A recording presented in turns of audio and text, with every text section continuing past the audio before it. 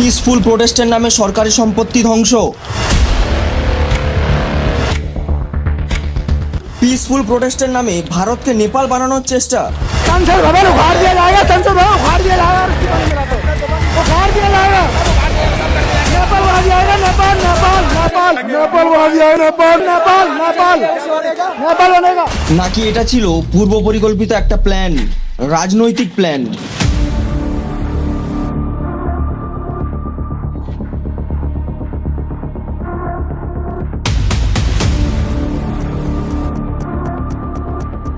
প্রথমে আন্দোলন শুরু হয় পেপার লিক নিয়ে।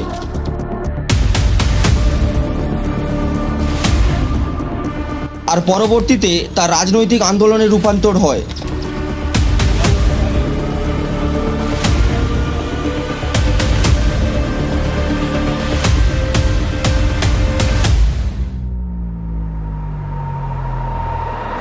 একটাও কোনো স্টুডেন্ট দেখতে পেয়েছেন যে নিট পরীক্ষার প্রস্তুতি করছে আর এই আন্দোলনে যুক্ত হতে এসেছে? কাউকে দেখতে পেয়েছেন এরকম স্টুডেন্ট?